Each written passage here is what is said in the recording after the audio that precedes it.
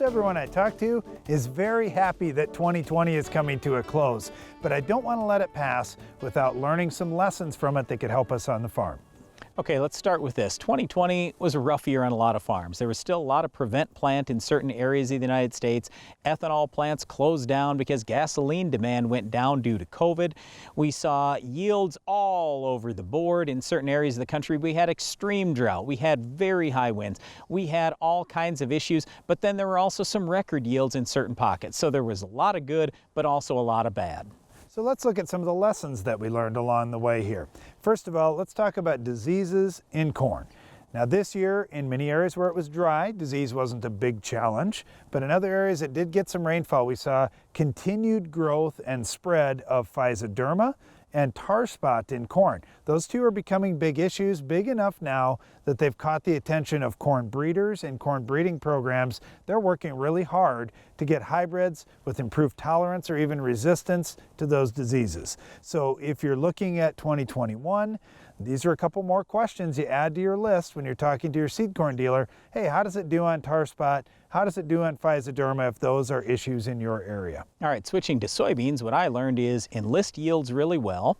XtendFlex got approved, and we have seen a lot of XtendFlex out there. It looks pretty good, so I'm super excited about both of those traits.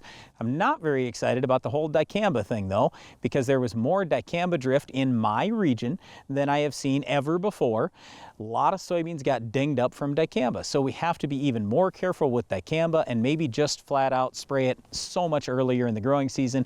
As an agronomist, that'll be my recommendation to many farmers I work with in 2021. One other thing in soybeans, and speaking about early, there's a lot of early planting this year, and there are a lot of compaction and drainage issues that didn't get dealt with, and that led to more sudden death syndrome in soybeans than I've seen in a while. Now, another thing that contributed to this is there were a lot of new Enlist soybeans out there, and just a lot of guys who weren't aware that sudden death syndrome could be a problem, and so they weren't really looking at that for a defensive trait that they needed for their farms. We saw sudden death syndrome all the way up into the Red River Valley of North Dakota and northern Minnesota. I haven't seen STS that far north before. So if you're in a soybean growing area, make sure you're asking about sudden death syndrome tolerance, especially in these new Enlist and XtendFlex varieties, because, hey, they've got some pretty good yield to them, but some of them are lacking a few of the defensive traits that we'll see coming in the next class of products for 2022 and beyond. So ask about that, and then look at some of the new seed treatments like Saltro or proven ones like Olivo that can help you and protect your crop against sudden death syndrome. One of the big things we saw in 2020 was a lot of antagonism out there, especially with the volunteer corn herbicides. So the great thing, if you wanted to kill volunteer corn and soybeans over the last few years, you spend $2 on Secure or Assure or Fusilade, something like that. They're all great. A lot of people go clethodim. I don't like clethodim. It's not nearly as good on volunteer corn, but what we found is Fusilade and Secure and even clethodim have major antagonism with 2,4-D and some antagonism with dicamba.